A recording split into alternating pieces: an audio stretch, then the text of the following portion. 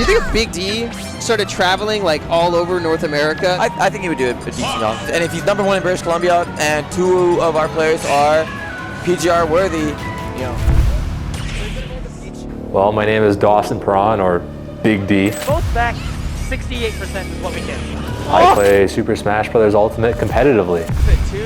I think you're dead. And I play Ice Climbers. Here's the insanity. Yeah. With these characters that struggle in neutral and like these matchups, you can still find a kill. Okay. Knocks him away. What do you do here is, oh, we're just gonna bet. Okay. Win conditions. But over Popo. I mean, that's a mistake a lot of people go for. They overextend on Nana, and then Big D really messes them up with Popo. Wait a minute. The free. Onto the banana. Oh my goodness, the forward. He's gone. What just happened?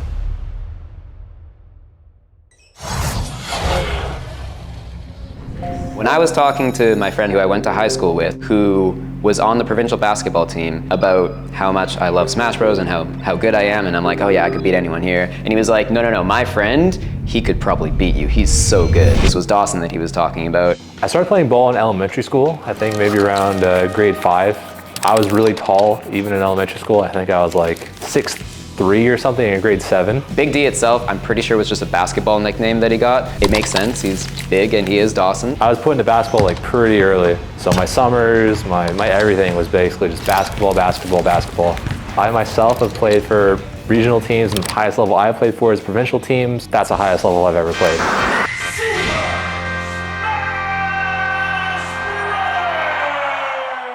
The first time I ever played the game was very little. Our family was housing an international student. I went to the school that they went to as kind of like one of their graduating things or whatever, and they had Super Smash Bros. In the back. And this is for the 64. I didn't know what the heck the game was, but it was really fun. And then so the next Christmas I got it, and that was it.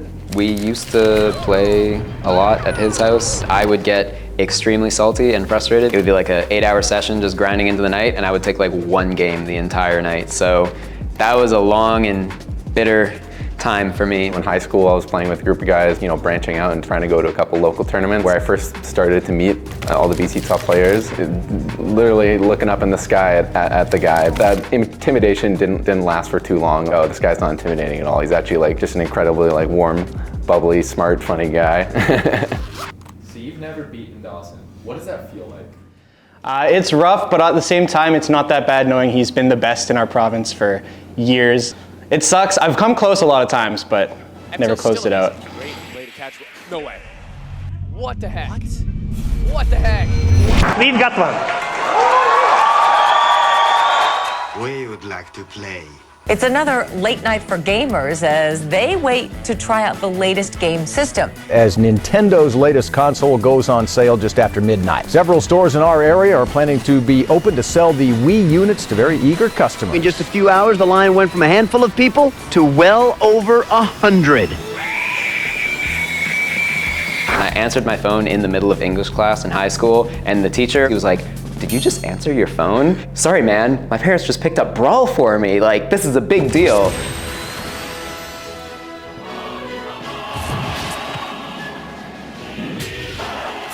Well, I love Smash Brothers, and as like much of us do, we go on YouTube, who's playing it, right? And at the time, it was like the Ken, the Isaiahs playing Super Smash Brothers Melee, like competitively. I thought they were so cool. I'd look up all the videos. I followed the season of Survivor that Ken was on. Being here in Gabon with a girl that you are attracted to is a very special moment in life.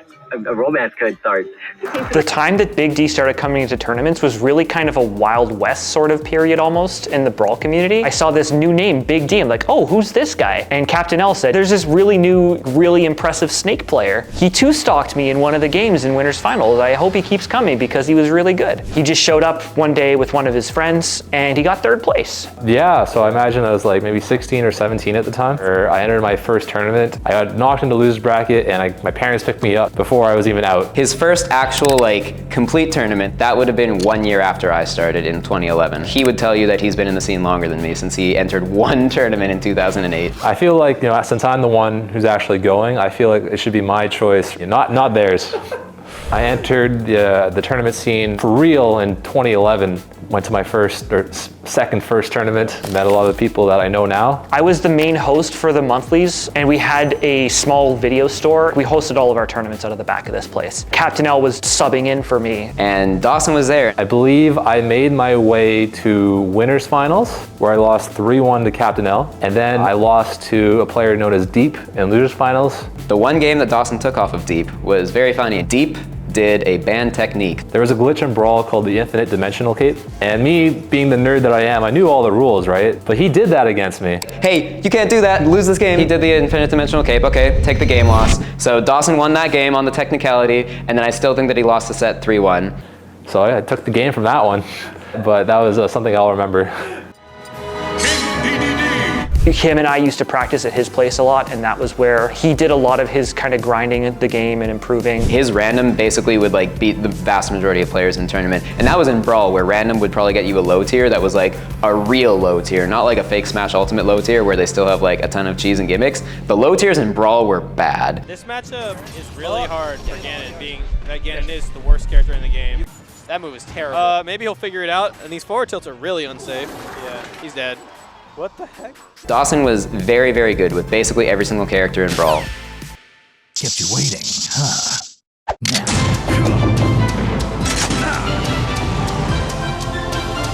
I started playing Snake at the beginning because he was very strong. My teenage head is probably like, oh, he's really cool, he fires a lot of explosives, he's fun. But looking back, I mean, he had some busted moves. Fairly easy to do well with him at the beginning. So I branched out to other characters because, well, I had a lot of time on my hands. Wario! Did she say Wario? It's pizza time. Oh yeah, no money. I really like Wario as a character. I played Wario Land 3, so that was awesome. He was just fun. He like comboed well, he was heavy. I was a huge fan of Gluttony back in the day. Once again, the obsessive little kid, a new Gluttony vid came out. I'm like on YouTube in the morning, like, oh God, new Gluttony video, I gotta watch it. He was a tech monster for sure in the early days. He actually patented Wario tech that he thought no one knew at the time. He was like, yeah, this stuff with Wario, it's so broken. You can do like bike tire locks. I remember watching the Kirby anime on Saturday morning.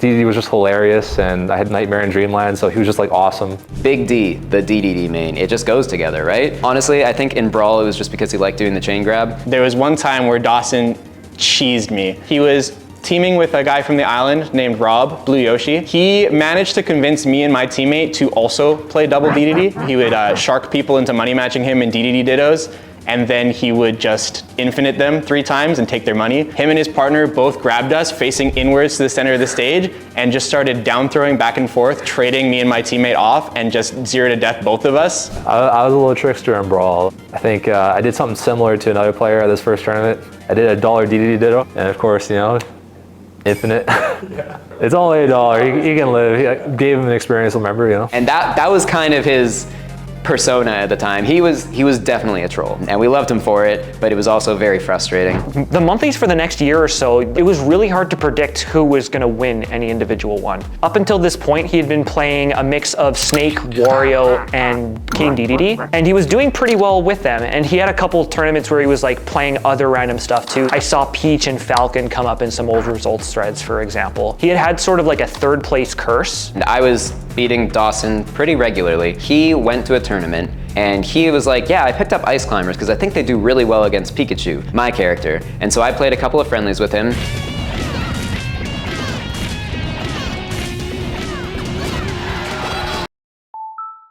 This is a bit of a problem.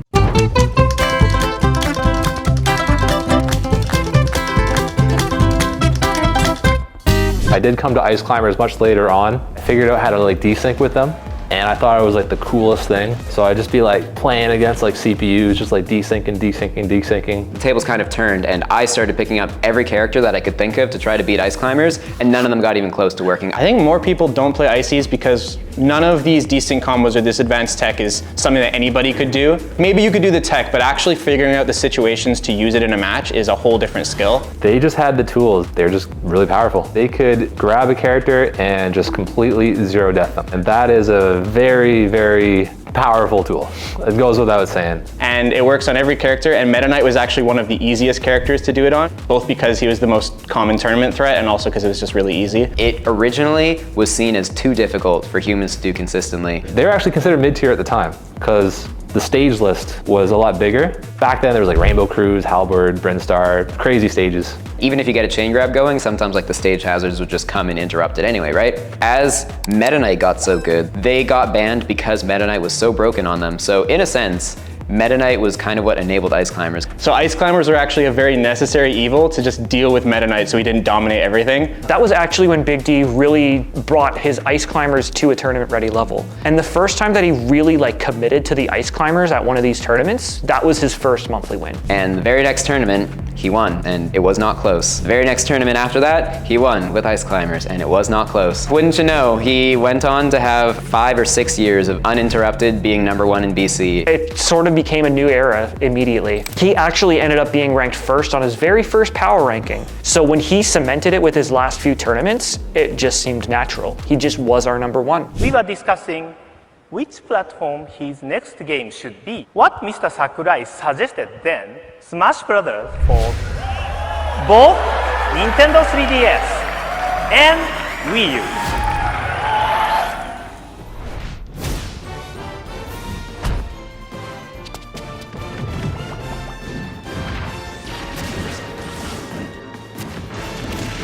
Yeah, so in Smash 4, Icy's got removed. Dawson kind of lost his main at the end of Brawl and had to find a new character. It was literally just the 3DS with 4-player Smash. If everyone was Ice Climbers on like certain graphically intensive stages, the game just wouldn't run properly. I really would have liked them in, but I never really go into the next game thinking I'm gonna play the same as my past characters. I'm usually pretty excited about the new characters and want to try them.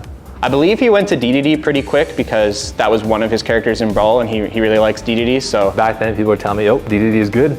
It feels good. I couldn't beat his DDD. There was like one tournament pretty early on that I remember winning like one set, and it was such a big deal that I like loudly proclaimed to the whole venue, the end of an era. And then I promptly got like 6-0 in Grands or something. At the end, I really did enjoy playing DDD more. It was harder, yeah, but I just loved DDD as a character rather than Icy's. So I was like, all right, I'll play DDD. From there, I just transitioned, not even thinking about Icy's. Anyone who's been around the BC scene has known that like whenever you hear people talking about the entirety of the cast, for whatever character he's playing at the time, he's probably referenced as the best. In Smash 4, I gravitated toward Mario and Falcon, even Peach, because one, they were simple. Simple's great, simple makes sense to me. You know, Mario was like the brawler, Falcon was just like fast Mario, and Peach was like, you can press a lot of buttons and it's just fun.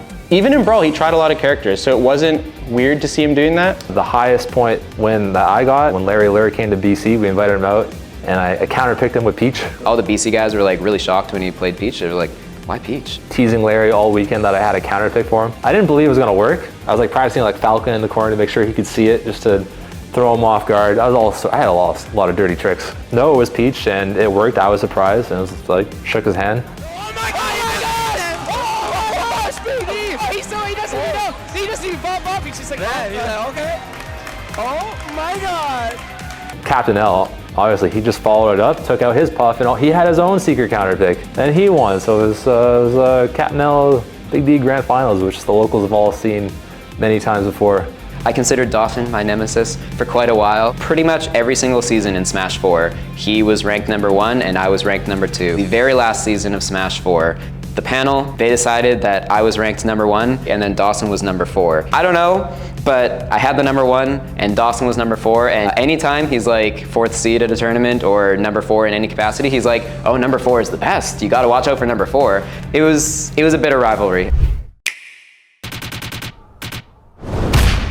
At early Ultimate, I mained DDD. I also tried to play a few other characters that I thought were better than DDD. I tried playing Peach, because Peach was broken at the start. Captain L, in the very first like month or two, I think he was like winning the stuff. But then came, well, the first Pinnacle. It's a big tournament hosted in BC. We kind of had this counter pick thing going where I would play DD versus everybody else, but versus him, I would play Peach, because Peach did well versus Pichu. I picked Kirby. My thought was, if I'm crouching, he can't hit me with like float canceled in there, and it worked. I beat him.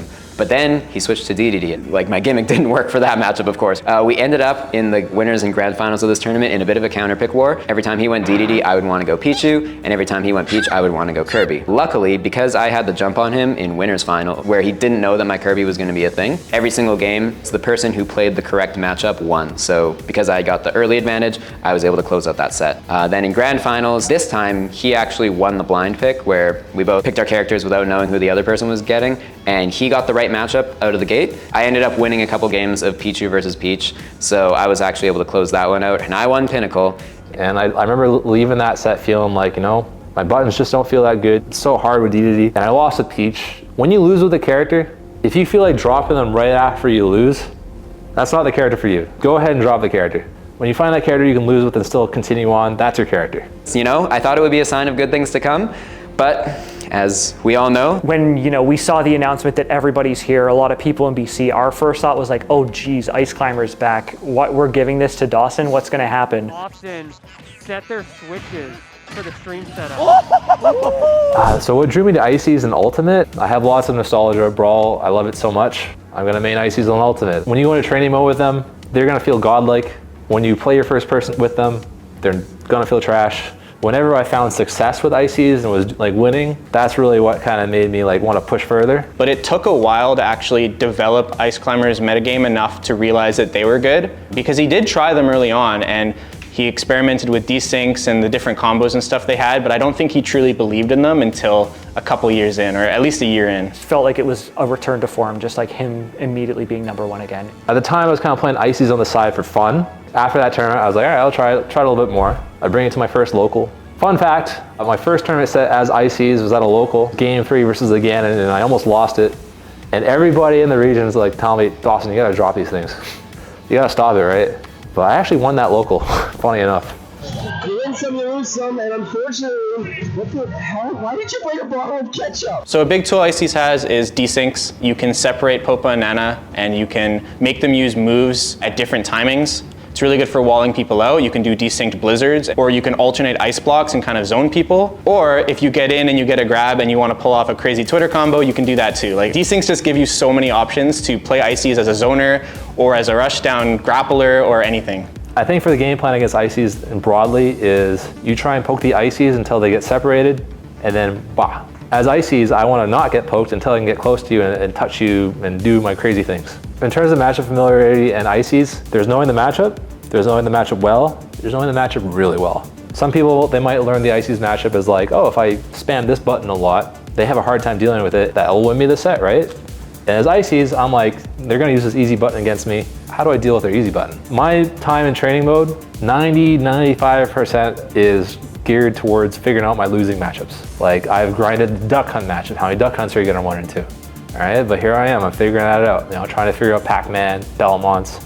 I actually think once I figured out like most characters, that's kind of where the consistency started to come in, where I was like, all right, now I can kind of consistently start doing well at these bigger events. And I think that is kind of what really helps me hang in there. Due to his strengths as a player and due to his strengths of his character, Ice Climbers, he's very, very hard to ever confidently get in his threat bubble. He plays a lot around his shield. You know, of course, you got to pressure him with grabs appropriately. Specifically, his like anti-air conditioning is something that's always been like uniquely, incredibly strong to him as a player. For a player who likes to get a lot of his approaches just from landing on his opponent, I end up having to lean towards a much more highly defensive playstyle. Basically, breaking down his defensive walls is really, really hard, because I recognize that like getting throw pressure off on a character that can potentially punish you for getting a throw is very hard to deal around. So basically, like, the majority of my game plan is I'm going to put myself in the corner, and then I'm looking to either pressure him with a burst option or reset the situation,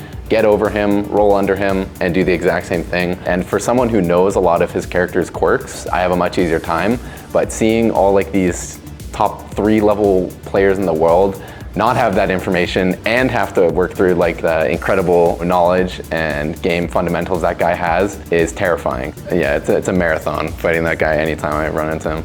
Yeah. The desyncs that Dawson is probably most proud of is actually doing it off of shield lag. The ones that matter are like when you hit both of their shields, and one of them does like squall hammer desynced at you, and the other one just like walks forward and grabs you. This is one reason actually why I think it's really important to play with sound on against ice climbers, because if you're comboing them and you hear 2 separate hit effects, I'm gonna be in like double the lag for that because I just got 2 separate instances of hit lag, whereas Popo only got 1. So now, even though I think that I would be like plus 10 or whatever on that hit, because I got the extra hit lag on Nana, that's when the Popo is gonna be able to punish me. So hitting them at the exact same time with like 1 solid hitbox instead of like a hitbox that hits one then the other, that's really important against ice climbers. Even more important than that, knowing when they're not actually separated. If Nana's close enough, his commands are still gonna like go to her and she's gonna be able to interrupt that grab. If your throw doesn't send Popo fast enough, I'm pretty sure what happens is as soon as he's out of the grab and into hit stun, she is still close enough to do whatever command he issues. So a lot of people will like throw Popo away and then like intend to go hit Nana because she looks like she's just doing that little panic face, but then he inputs like a forward smash as he gets thrown and Nana just smashes you. If Nana is running along the ground towards where Popo is, she does not have unit collision. She will run right through you. My favorite Ice Climbers counterplay, and the thing that always like shocks people when I do it to them, is Popo is like off stage over here, Nana is running towards him, and you're like at ledge. Instead of forward smashing like this way to hit Nana that way, you would forward smash back towards Popo, and Nana will just like run right through you, and then you shoot her off the side, and that's like usually a way closer blast zone and just kills her. Landing that first stock, no small feat in and of itself, and now the thing's coming out. Oh my word! So right before GOML was Battle of BC, and I remember I lost to Riddles and Ouch. I'm not gonna say I was feeling bitter, but I was like, oh man, I kind of felt a little left behind. Between then and GOML, I literally just went to like every local that I could in my head, like, all right, we're gonna get better, we're gonna get better, we're gonna get better. GOML happens, and yeah, we're feeling good. In my first pool, I remember there was a player from New Brunswick. They played Min Min. Oh, if you get to me, I got something even worse than Min Min for you. I got an Ices in my region. I'm like, oh great, I got the Min Min, I got something even worse than a Min Min. He's got the Ices experience, right? We'll see if it's too little, too late indeed. Gonna go for the back throw. Oh, but you grabbed the wrong one. That's what I was gonna, well, I don't even think it, oh, man. I won that set, not too hard. I was like, yes. Do a little bit of building if they need. Oh! Oh, what happened? Oh my goodness! Big Made it to winner's quarters. I had to fight Onan. And at the time, like, you know, I was feeling like, okay, I kind of thought I knew where I had Steve. I had some like tricks on my sleeve. And I actually go up 2-0 in that set. I'm like, yeah, all right. And then he must have figured something out because he won the next 3 games. I was like, ugh. And they go to losers quarters and I fight Zanotto. And Zanotto's a scary opponent for me because his brother is actually a pretty good Ice Climbers. That said, Zanotto plays Diddy Kong and Peach, which are 2 characters notoriously not very good against Ices. But we have a grind of a set. That was game 5, and yeah, that's my first top 8. It felt pretty cool, but at that point I was kind of almost seeded to get into top 8. So it was like, you know, it was mixed. I remember it starting with the top 8 because he started in top 8 on loser's side, and he had a couple matchups that felt very winnable for him. Like I remember he played against Aaron, I think, in one of his first rounds. Before top 8, I'm trying to find like every raw main that I can. And Aaron, he's good. We've played a few times before. I think I won the first time like early on. And then he actually beats me at Genesis where he got like 9th. I practiced against like every Rob in the building. First set PS2, he wins. I win the next 2 on Smashville and Small Battlefield. At this point, you know, feeling pretty good, right? And then I guess he counterpicks Aegis, and I actually have tons of Aegis experience, so I was feeling pretty confident, and I won that pretty handily. And then he won the set after that, and then he just kept winning, and each of his wins looked more and more electric. Next set is against Syrup. I felt pretty comfortable going into that. I just remember walking away from that set, I'm like, damn, this kid's like 14 up here, that's insane. So I had to fight Cosmos next, and at the time he was kind of like that gold standard, almost the gatekeeper into the top echelon and like the high echelon. Aegis does well versus ICs, but it's not so well to the point where you hope to avoid them like a Belmont or like a Snake or something like that. But I have so much Aegis experience from Tickle, and he plays that with so much discipline where I don't think like any other Aegis I play is going to bring that level of discipline. Very lucky game 1 versus Cosmos, and then I think that shook him a little bit. Won that set. That was surprising to me. Last hit of the, oh, and you gotta be gone now, right? There it is. The biggest D in the building right now. After that, I had to play Riddles. We have played before. We played at Battle of BC, and he 3-0'd me. But the fun thing at that tournament is we played like friendlies for hours, and in those friendlies I was beating him, but then in tournament he smoked me. And I'm like, oh man. I felt like I walked into this set kind of like a little bit more prepared in my head, like what to expect. We play 2 close sets. I remember going to that set, I'm like, all right, he likes his carry side B. I remember I'm gonna try and jump over as much as I can or be ready for it all the time. It worked out. Icy's typically do well versus fighting game characters, so he's technically a good matchup for me. Yeah, I tried Kazuya. That was Icy's kind of do well versus Kazuya if you know what you're doing. How do you finish the job though if you're Big D? You've got Terry with Go to worry about. Oh, up smash. Might not matter, yeah. Wow, just up till up air. Oh, you're done. Yeah, I'll think about this matchup too. If you hit one, but the other is blocking, they do get pushed back without. Oh, goodbye. No! Yeah. Oh, wow. It just looks like Big D is breaking the mental of everybody he's playing against. You can tell they get frustrated. They start running into a wall, running into the ice climbers, and getting opened up for massive damage. Now we have Big D in the grand finals of Get On My Level 2022. That was a whole ton of fun as a spectator. Big heart, big brain, Big D's insane. I remember losing my voice after that. It was massive. Being part of the crowd at GOML 2022 was probably one of the best moments of my life as a Smash spectator. We all knew that he could have a big breakout performance at a major, but we didn't expect it to be that crazy. It was unreal. And then grand finals versus Onin. You know, and I'm sitting there thinking like, oh God, I have like all of Canada right now. Hoping I beat this Steve right now. I'm like, I'm so sorry. I'm so sorry, Canada. But you know, I win game one, I get the comeback. Oh, wait a minute. Wow, back air to Squall Hammer, that's so much damage. Yo, what? What did I just see? Lord, help me. I'm like, all right, you know, maybe we can do it, right? And then wins the next 3 games pretty clean. I'm like, all right, that's my run. You'd hear explosive Big D chants in what looked like an absolutely horrendous matchup. All the practice that he had put into the game, the struggles that I've seen, all the players locally that had figured out all his tricks and wasn't giving him anything for free anymore. People were aware that he was probably the best ice climbers in the world. So that all culminating in a crazy, crazy strong performance. I think that really, you know, put him into the spotlight in a way that was like fitting for his skill level. It felt like it was coming together in that moment. And it really was just incredibly liberating to watch. Yeah, no, that night was magical. It was the first time I got top 8. It was like the accumulation of like my decade of in this game. Like finally. Oh, GOML was awesome.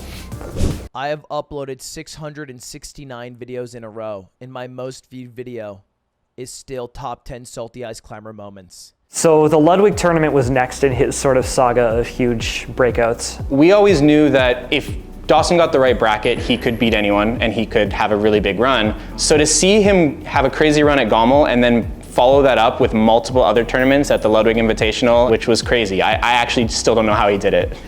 Like that's a story I would tell at dinner, you know, Ludwig. There was the 32-player Invitational, right? Everyone in the Invitational had their hotel paid for in Vegas. 24 of those people were invited by Ludwig. The last 8 people, they had to play a 64-person tournament, and the top 8 of that tournament got into the final bracket. That top 8 also had the luxury of getting their flight and hotel paid for as well. You're kind of gambling on, if I make top 8, I get my trip paid for. If not, well, shoot. The person who runs like Ludwig's tournaments is Aiden. He's been a very prominent Pacific Northwest TO, and so I already like know Aiden. Me and Aiden go way back, right? So I was like, hey, Aiden, can I get a spot? He's like, yeah, sure, get in here, right? Book our cheap flight to Vegas, and if you know anything about Vegas, the flights are cheap, the hotels are not.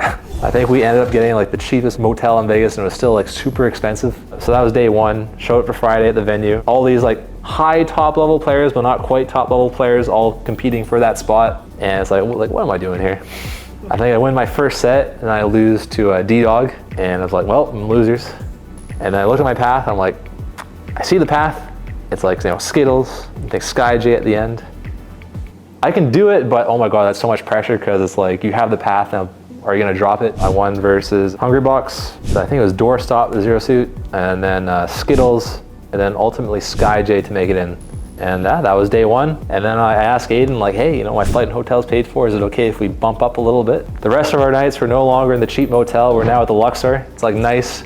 We're looking at these teeny little water bottles they give for free, and we're like, yeah, this is worth it. The next day, I get seeded against Light, round 1. I'm like, oh shoot, Ices beats Fox. I can do that. He's the number 1 seed, I'm the last seed. Thanks to the matchup, I would say. I win that pretty cleanly.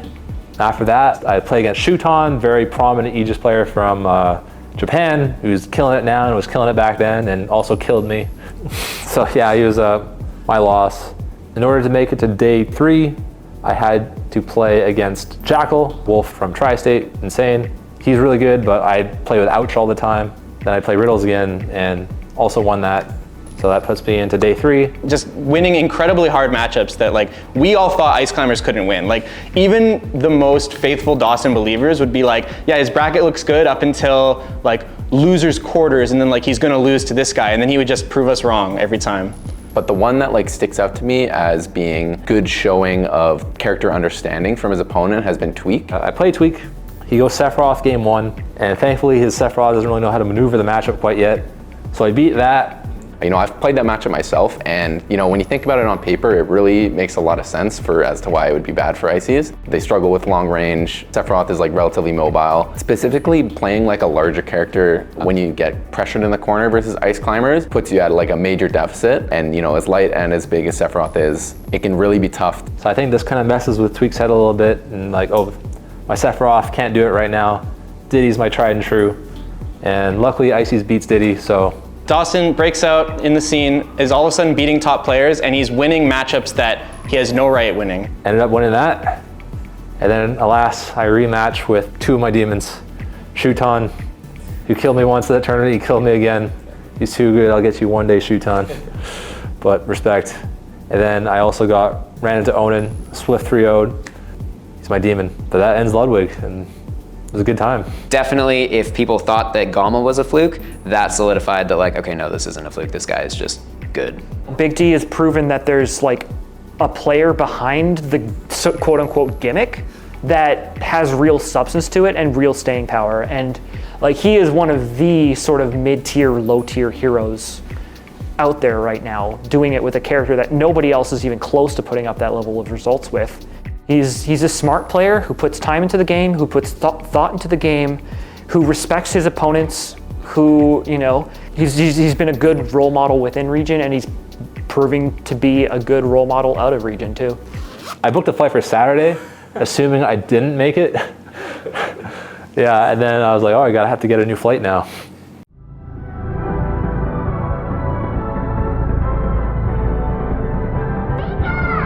To get to Summit, you either have to qualify or get voted in, and he was never much one for running for those things.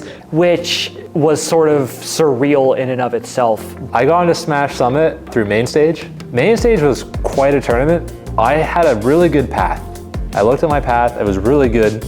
However, there was one slight problem. I had Ken, a Sonic/Sephiroth player from Japan in my path. Luckily, I had a solution. I just went to the complaints of the tournament, and I'm like, hey, I don't want to play this guy. I played this guy at my last major that I went to. I think it's a little silly, I'd like to be switched. So I did it, and they switched from Ken to Gact, a Ness player from Japan. And from earlier, Ices beats Ness. Now that the path is all good now, we had the perfect path. I think for pools of that tournament, I had DCA Winners Finals, a hero player, and hero, a little hard for Ices, right? Game 1, it's really close. Last hit, right? And he lands a hero up tilt on me. I didn't die. I'm like, all right, we're good. My heart's still pumping, right? I didn't die, right? But meanwhile, I hear like some thuds going on, and I just kind of like look over a little bit, right? He's popping off to all his friends, right? But I look on the screen, I'm still alive. So I'm trying to be kind of like inconspicuous and like, all right, I'm gonna up smash him. He popped off! He did the thing! He did the thing that you're not supposed to do! Look at the fucking screen before you pop off! Look at the fucking screen before you pop off, please! Big D cannot believe that happened! He looks a little heartbroken, and I can certainly tell it because the next game he did not play the same way in game 1. So win that set, like, all right, we got the scary characters out of the way. I make it to the next day, and I'm in winner's quarters against Karama, which is a really good Mario. Ices also, funny enough, beat Mario. But I remember going to bed that night being like, oh my God, if I just win tomorrow, I'm in a Summit. Like, I'm not getting like any sleep because this is like so stressed about this next set. It's kind of like when you play Kazuya, you electric and it doesn't hit, you're like, another good option is just doing another electric. I was gonna say. Oh, up smash, yes, he will qualify for Summit off of an up smash on the top with a... I'm like, yes, we got it. We kind of relaxed a little bit. After that, I had to play AK next. I'm not very good against Snake. Ices aren't very good against Snake. But a few weeks earlier, I'd actually lost to a Snake, Gary Too Scary. That one hurt because there's a lot of money in the pot. he should like switch to DDD or something for this, right? Like this seems really just unreasonably difficult. Like you want to poke them and you want to separate them. Just throw grenades. It works in Snake's favor basically every time, and you have to thread the needle to like place your hitboxes perfectly, read what they're going to do, not get hit by like their forward tilts and up tilts and dash attacks before you even get in. Even if you manage to navigate this obstacle course, like your reward could be landing a grab and then taking a less good follow-up because you have to time it with the grenade exploding. I know that you believe in this character, but please just play DDD. You're stressing me out. If he takes a game, I'm gonna be really happy for him. This is just a really crappy bracket draw. I've discovered that down tilt for Ices is very good versus Snake because it puts them below the stage, making them recover from super low. And because of that, they can't really mix up the recovery at all, and somehow won that set. The number one emotion that I associate with watching Big D play that matchup is just stress. I can't believe he's taken one of the best Snakes in this matchup to game 5. Like, clearly he's not just a gimmick, right? And then I remember watching the game 5 and seeing him get taken down to Sopo on his last stock. I'm like, okay, this is over. There's this thing that happens when Big D gets down to just playing Sopo instead of Ice Climbers, where, you know, when he's playing Ice Climbers, like he's playing Ice Climbers. Everything about that comes with having 2 characters and having to like play around your AI and the possibility of getting separated and all that. Like that's a very different game and he's playing that game. But when he gets stripped down to Sopo, he has this really boiled down, tight way of playing the game. The way I think about it is I do not see him make mistakes with Sopo. He will never choose a panic option. He will never overextend. He will always take the nickel and dime damage that he gets. And he just played like absolutely perfect Sopo for like a good minute straight in last hit situations with Snake, who has the up tilt that'll kill him, that send him up to the top of the screen with a single grenade explosion. Rinse and repeat edgeguard with Nikita. Like, all the cards were stacked in Snake's favor, but you know, he knows when to grab. He knows when to go for jump reads. He just played with such confidence and discipline that when he won, I just like, and no, I don't think anybody in the world could do that the way that he did. He just won a borderline unwinnable matchup as like Sopo versus Snake on one of the biggest stages against one of the best reps of the character. Like this guy is the real deal.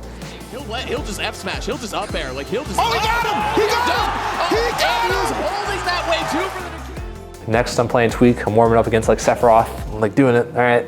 You know, long range character. That's a pretty good matchup into Ices. Certainly not free by any means, but like good enough that Dawson couldn't eke out the win there.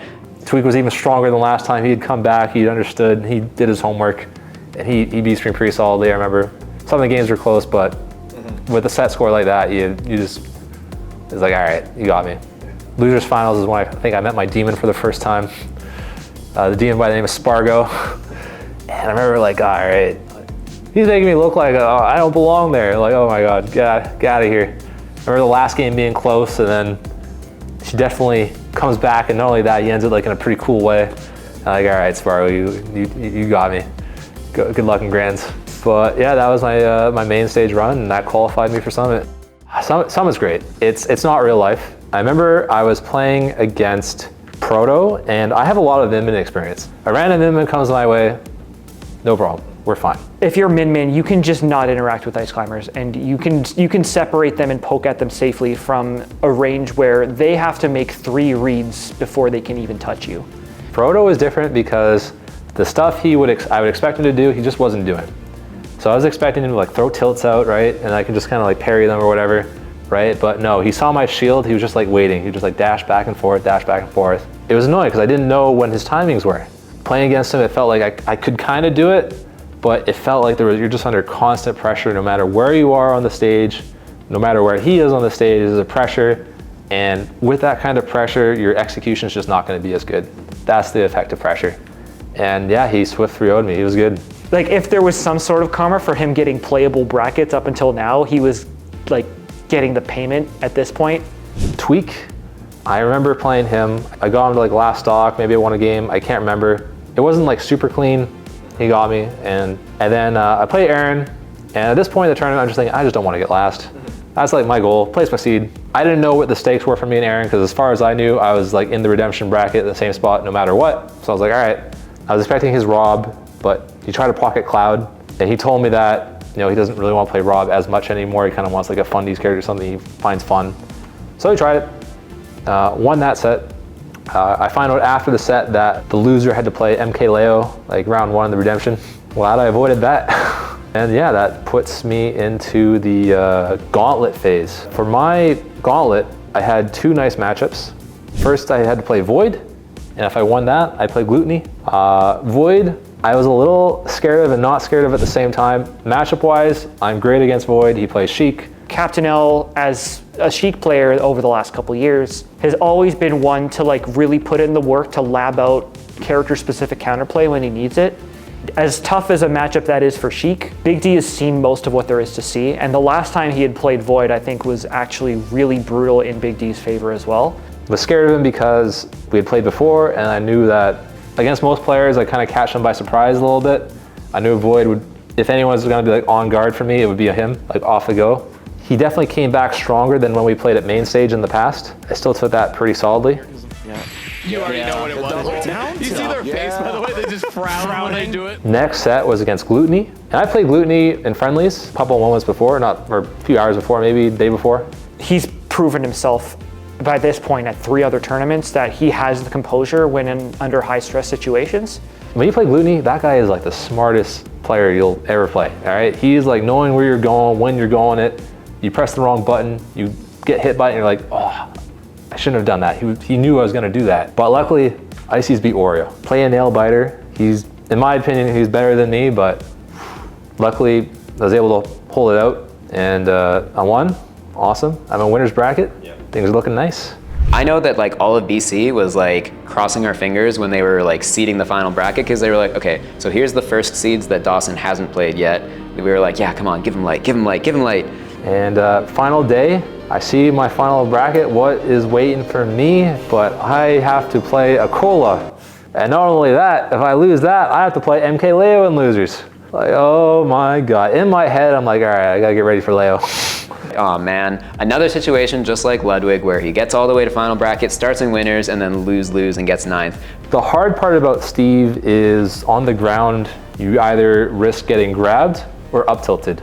My game was before was to try and like side B in between their grabs or up tilts. New strategy for Summit, full hop a lot. And what this would do is it would be able to dodge the grab, it would be able to dodge the up tilts, make the Steve play an anti-air game. They would never be able to be above me and do the anvils. They would have to deal with me, and I could kind of side B in whenever I felt was right. When Steve places blocks, right? A lot of characters kind of have trouble dealing with it. But Icy's, what they can do is they can forward air through the blocks. It basically gets rid of the blocks pretty easily. You know that they know you're gonna wanna break the blocks, so they always like forward smash when they think you're gonna break it. So I had the added mix up of faking like I was gonna break the blocks to hopefully bait out the forward smash. Little mind games.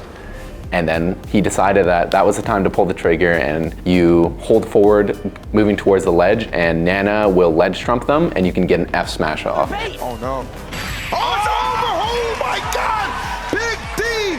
Oh my God! Big D 3-1 over Akola! The stuff that he's been pulling out to actually seal out games has been really impressive.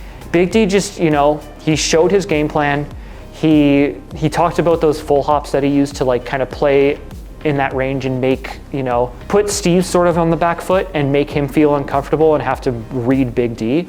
He had his minecart counterplay with facing the climbers in the right way so the second climber could up smash. He just, he had his really well-defined game plan, executed it perfectly, and pulled off what looked like a completely ridiculous upset. It combined everything. It was like someone I thought I would never beat, someone who's beaten me before, a tough matchup where the world kind of thinks, Big D's lucky he just hasn't run into his bad matchups, right?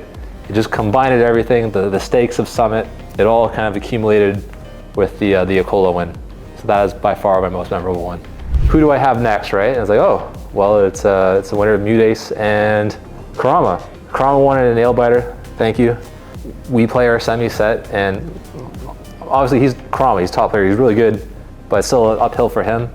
3-1, he took a game. Yeah. He did some homework, he had some stuff. Kurama came into that set with good ideas, like he was really trying to threaten with Flood, making heavy use of that to try to like separate them even in neutral so that he could like, you know, push Nana off stage preemptively. Again, Big D just more prepared. Didn't really fall for any of the counterplay that Mario had. Big D was impressed that Kurama took a game in that matchup. Adapting to the matchup, Big D responds right back, man. Guy's a genius up there that should do it, honestly.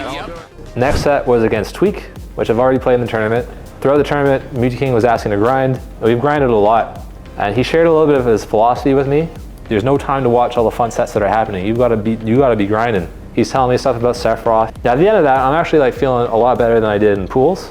The forward tilts are back out as well, but the jump call out still alive though. Wow. Use of the glacier there. Oh, okay. I think It didn't have the feeling at the first set. It felt like it was something I could have won. Just like a few small interactions changes. From there, I was like, all right, I believe in the Mewtwo King way, because I would continue to do that for future tournaments. I dropped to losers finals. I find a Cola. Fully, that guy was on something. And then it's like, all right, I give it to you. Get out of here. Good luck first week. When you're playing against Big D, you're playing the best ice climbers in the world in a matchup that you've never played before. And you have to learn all of his gimmicks on the fly. And then even after you've learned all of his gimmicks, you're still fighting a top 20 player. It was a rough pool that he was in, and he was still able to like make such a run out of it. So yeah, we were all really proud and really cheering for him back home. He did it again. This is what, like his third top 3 at this level. Yeah. At this point, I kind of have to get used to it. You want to see the people that you grew up with in your journey, you know, struggled with, struggled against, that you taught and that you learned from, to be able to see them perform at that high of a level is sort of vindicating, it's sort of validating. I was losing to the guy who would go on to become this guy, you know? Like, there was a really smart person behind that player, behind the screen the whole time. And I knew that, and everyone else in BC knew that, but now everyone in the world knows that, and that's pretty cool to think about.